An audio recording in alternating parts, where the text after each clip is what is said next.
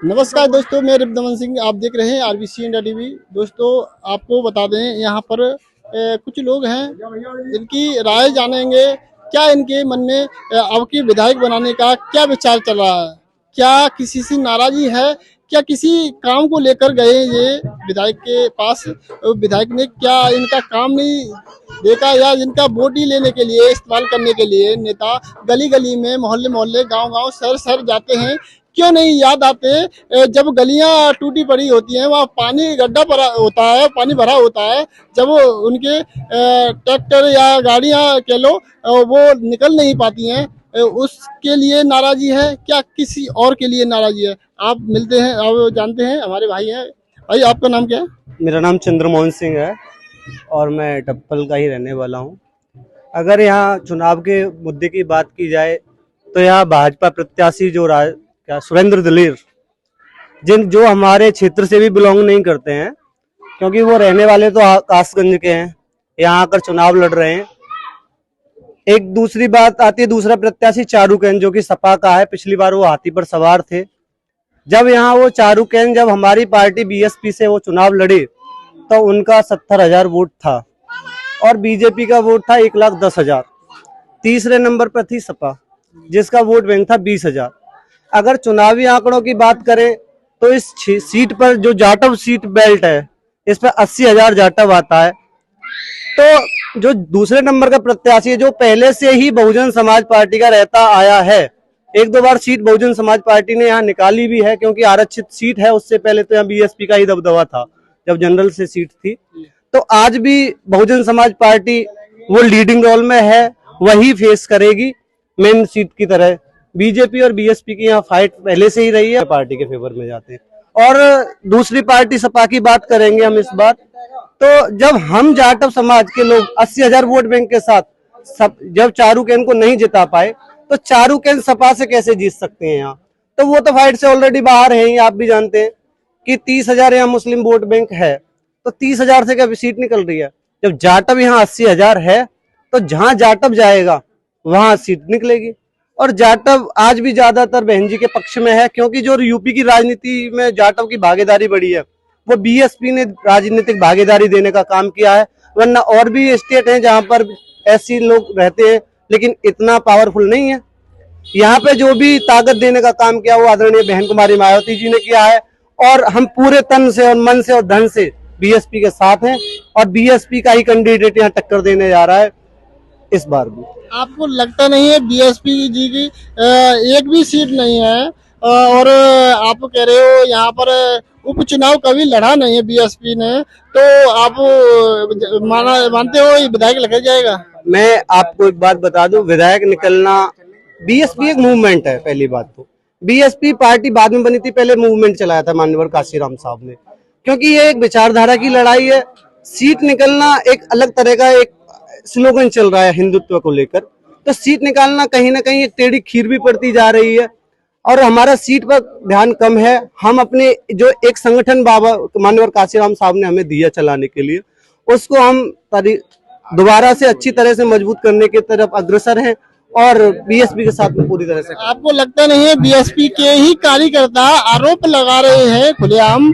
क्या बीएसपी भटक गई है? क्या बीजेपी की बी टीम बन चुकी है? ऐसे कई कई जवाब आते हैं, हमको सुनने को मिलता है। तो आप इस पे क्या मुद्दा है आपका? अच्छा, आप बी टीम की बात कर रहे हैं। 2019 में वही बीएसपी थी ना, 1 मिनट में गठबंधन कर लिया था सपा से। उस टाइम सीबीआई नहीं थी, एक मिनट में गठबंधन हो गया था।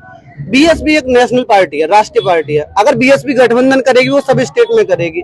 लोगों की मेंटलिटी क्या है, कम थोड़ा सोचते हैं। अगर बीएसपी से गठबंधन करना तो अदर स्टेट में क्यों नहीं करते हैं? अगर बीएसपी के यहाँ कैडर मजबूत है, यहाँ तो तुम गठबंधन करोगे, राजस्थान में कौन गठबंधन करेगा? आप सोचिए ना। आप भी एक भ्रम फैलाते हैं कि बीएसपी बी टीम है। बी टीम क्यों है? आप कराइए, गठबंधन कराइए अपने लेवल। आप ही के कुछ कहने वाले ही कहते हैं, हमारा कुछ दावा नहीं है। कहने वाले नहीं, और दलाल किस्म के लोग कहते हैं कि बी टीम है या सी टीम है। बी टीम में आज भी नहीं। क्या बीएसपी में भी दलाल हैं? एक बात बताइए, अभी हरियाणा में चुनाव हुआ है, उस टाइम सीबीआई नहीं था। जब जाट की पार्टी क्या था उसका नाम, जो अभय चौटाला जी के साथ गठबंधन किया, उसमें खूब अच्छी मजबूती के साथ बीएसपी ने चुनाव भी लड़ा और 2-3 सीटों पे काफी टक्कर भी दी बीएसपी ने। वहाँ सीबीआई नहीं थी, एक स्लोगन गलत तरह का हाँ, हमने कवरिंग की थी हरियाणा में, तो वहाँ बीएसपी के चाहने वाले, देखने वाले और झाजी को देखने वाले बहुत लोग थे।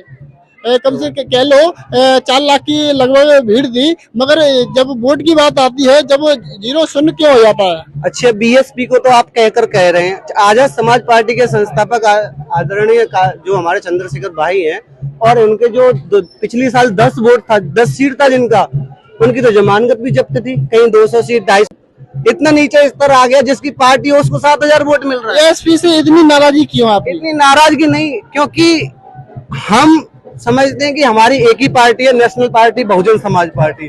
उसी को मजबूत करने की जरूरत है, नया संगठन बनाने की जरूरत नहीं है।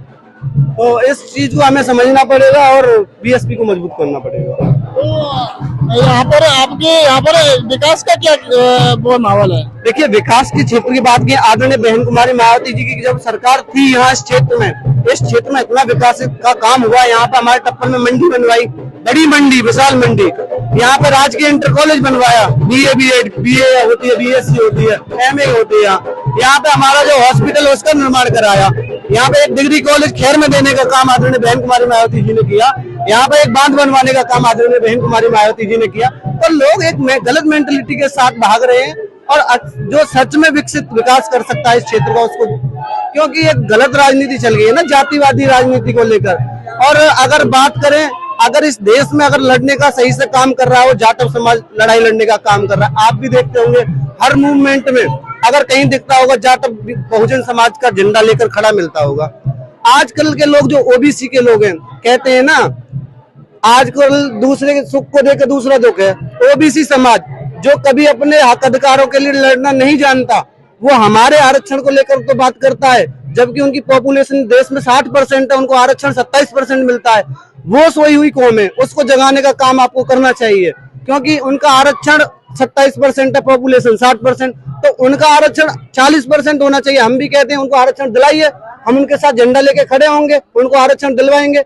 लेकिन गलत ये लोग क्या है, जो अपर कास्ट के लोग हैं, जो एलीट लोग हैं, जो हमेशा राजनीतिक पावर में दबदबा जिनका रहा है, वो एक गलत स्लोगन के साथ यहाँ राजनीति करते हैं और वो भी समाज को बहकाने का काम करते हैं। जबकि जब अलीगढ़ में जो हत्या हुई थी गौरव जाटव की, तो वहाँ पर ऐसा माना जाता है, लोग कहते हैं बहन जी का कोई कार्यकर्ता नहीं आया। आपने कवर नहीं किया होगा, वहाँ हमारे ही टाउन के रहने वाले आदरणीय बड़े भाई सूरज सिंह जी, उन्होंने वहाँ पे पैदल यात्रा निकाल कर डीएम कार्यालय पर ज्ञापन देने का काम दे दिया। बीएसपी का कभी ये काम नहीं रहा है कि आंदोलनकारी नीतियां चलाए।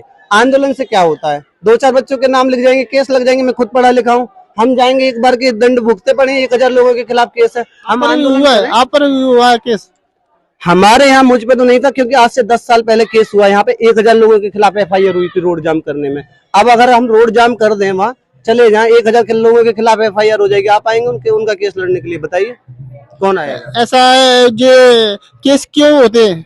बाबा साहब ने कभी आंदोलन की बात ही नहीं की थी, एक विचारधारा के साथ लड़ी, और जो सही तरीका है, जो राजनीतिक तरीका है लड़ने का, उस तरह से लड़ाई लड़नी चाहिए। क्योंकि अगर हम आंदोलन करके लड़ाई लड़ेंगे तो हम कहीं ना कहीं उसके कानून के दायरे में आ सकते हैं, फंस सकते हैं।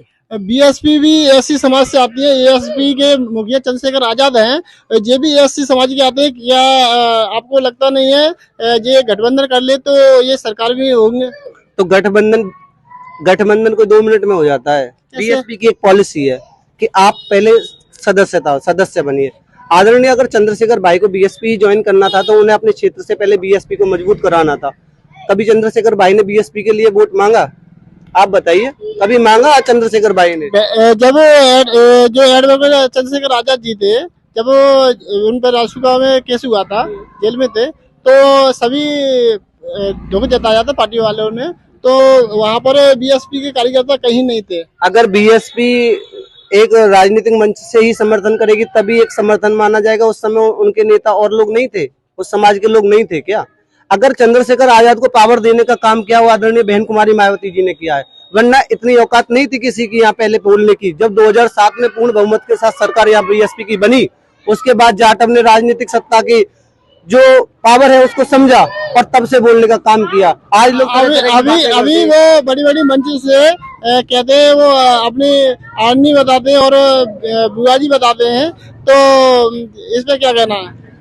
देखिए, वो बुआ जी बताते हैं, लेकिन बुआ जी के साथ तो खड़े हुई है। कभी एक बात कीजिए, वो जिस क्षेत्र से बिलोंग करते हैं, कभी उन्होंने उस क्षेत्र के सांसद को जिताने के बीएसपी के लिए कभी काम किया है? आज से नहीं, उनको आए हुए 15 साल हो गए राजनीति में, जब से भीम आर्मी आई है चरम पे, 15 साल हो गए। कभी उन्होंने बीएसपी के लिए प्रचार प्रसार किया है? पार्टी तो उन्होंने अब बनाई है 2 साल पहले।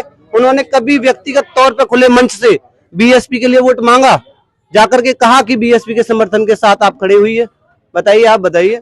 यहाँ पर जो बीजेपी के कैंडिडेट हैं, तो इन पर वोट कैसे मिलेगा?